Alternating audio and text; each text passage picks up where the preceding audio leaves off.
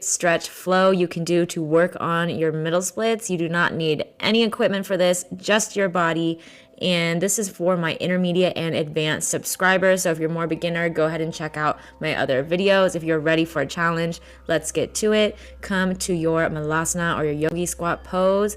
Knees are wide, elbows are pressing to the insides of your knees. Bring yourself to a good posture. For an extra challenge here, you can even clasp your hands behind your back to open your chest and your hips at the same time. Drop your hips down and up.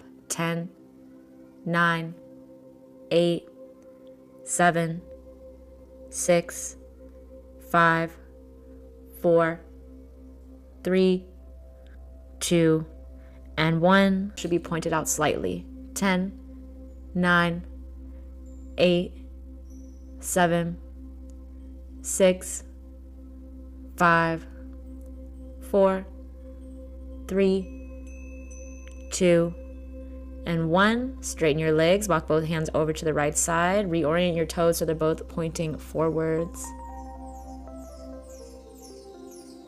Deep breath in and out. Walk both hands over to the left side, hold and breathe.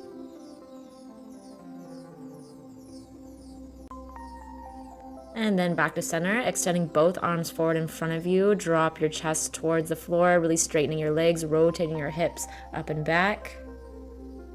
Deep breath in and out.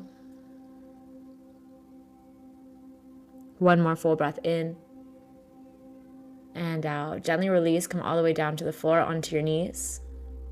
Bring yourself to a wide-kneed child's pose. Your knees are wide to the edges of your mat. Your toes are relatively touching behind you. Deep breath in. And as you exhale, walk your hands forward. Chest and forehead comes down to the floor. Hold and breathe here for a moment.